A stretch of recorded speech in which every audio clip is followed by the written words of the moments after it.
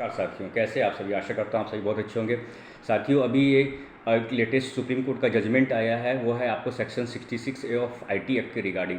क्योंकि ये जजमेंट तो वैसे पहले ही पास किया जा चुका है, लेकिन सुप्रीम कोर्ट ने इधर देखा कि जजमेंट जो दिया गया था फिर भी उसके वायलेशन में भी सेक्शन 66A जो आईटी एक्ट है उसमें प्रोसिक्यूट किया जा रहा है, एफआईआर रजिस्टर्ड की जा रही है, जिसमें 3 साल तक की सज़ा होती है।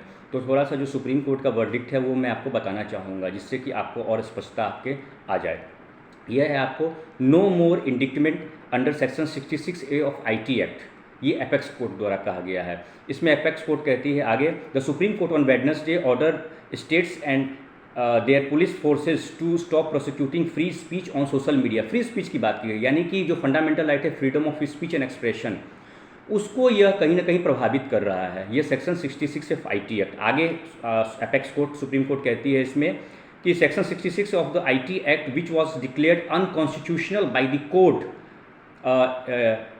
इन अ जजमेंट 7 ईयर्स हो, 7 साल पहले ही कर दिया गया है। यानी कि यह 2015 में किया गया था। यह 2015 में एक केस है आपको Shreya Singhal versus union of India. Note कर लीजिए इसको ध्यान में, जो लॉ के स्टूडेंट हैं उनके भी काम का है यह, क्योंकि जुडिशरी के एग्ज़ाम में पूछा जाता है इस तरह का लेटेस्ट जो क्वेश्चन या जो कंट्रोवर्सी होती है उसको लेके पूछा जाता है कुछ ऐसा।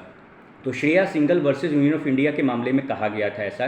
कोर्ट ने फिर आगे कहा इसमें, the court found it both distressing and terrible that the police had continued to pick out people and prosecute them under the derogation section regardless of the fact that the highest court in the country had struck down the law as vague and chilling. देखिए कितना बड़ा remark यहाँ apex court की नाराज़गी, अपनी स्पष्टता जो है इससे समझ में आ रही है कि सुप्रीम कोर्ट की अपनी नाराज़गी व्यक्त कर रही है कि जब इसको अनकॉन्स्टिट्यूशनल कर दिया गया है तो साहब आप ये खुद अपने आप में एक अपराध है। जो कानून अभी प्रभाव में है ही नहीं, जिसे अनकॉन्स्टिट्यूशनल कर दिया गया है, उसे आप कैसे लागू कर सकते हैं, उस पर आप कैसे किसी को प्रोसिक्यूट कर सकते हैं। क्योंकि जो कॉन्स्टिट्यूशन है वो मदर ऑफ लॉ है, और संविधान कहता है freedom of speech and expression, आपको बोलने की स्वतंत्रता है, ठीक है, लेकिन वह किसी के और के जो अधिकार का उसका हनन न हो। तो यहाँ पे भाई स्पष्ट है कि आपको जब अधिकार दिया गया freedom of speech and expression, तो उसी के आधार पर सुप्रीम कोर्ट ने इस जो यह कानून था section 66A of IT act, इसको अनकॉन्स्टिट्यूशनल कर दिया। फर्दर यहाँ पे जो honourable mister justice chief justice of India you Lalit साहब है, उन्होंने कहा all directors of police as well as home secretaries of the state and competent officers in the union territories instruct their entire police force in their respective state union territories not to register any complaint of crime with respect to alleged violation of section 66 है। उन्होंने स्पष्ट कर दिया है कि आपको कोई जो है रजिस्टर कंप्लेंट रजिस्टर करनी ही नहीं है आपको इसके रिगार्डिंग, क्योंकि वो कानून है ही नहीं, तो आप कंप्लेंट कैसे उसमें रजिस्टर्ड करेंगे। उसके बाद कोर्ट इसमें फिर आगे जाके कोर्ट इसमें कहती है कि however the court clarified that this direction would apply only to a charge under section 66A and not to extend to other offence in a case, ठीक है।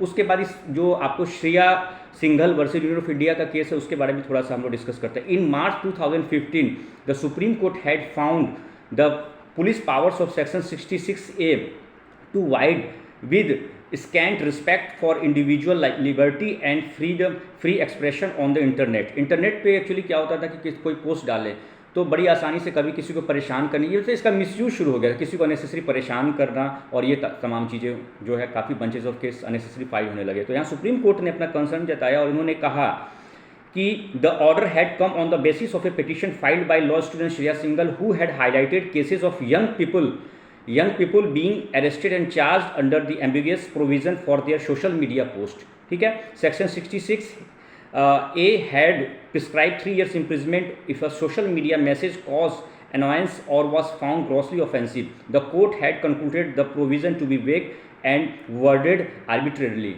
ठीक है साथियों। तो बड़ा स्पष्ट जो है अभी फटकार लगाई है एक तरीके से सुप्रीम कोर्ट ने इसको लेकर, क्योंकि जब कोई कानून जब है ही नहीं, आपको एग्जिस्टेंस में है ही नहीं, और उसको अनकॉन्स्टिट्यूशनल कह दिया गया, यानी कॉन्स्टिट्यूशन जो है चेक एंड बैलेंस का काम करती है, कोई भी कानून है हमारे इंडिया में टेरिटरी में, ठीक है, और अगर वो in violation of fundamental right है, यहाँ क्या हो रहा था, हमारा मौलिक अधिकार है अभिव्यक्ति की आज़ादी, बोलने की स्वतंत्रता जो हमारे पास होती है, यानी freedom of speech and expression, उसका वायलेशन कर रहा था यह आपको section 66A of IT act. इसी को लेकर इसी फंडामेंटल राइट के तहत जो है इस कानून को स्कैन करती है सुप्रीम कोर्ट और पाती है यहाँ पर कि नहीं, यह जो कानून है यह कहीं ना कहीं जो है सिटीजन के फंडामेंटल राइट को प्रभावित कर रहा है।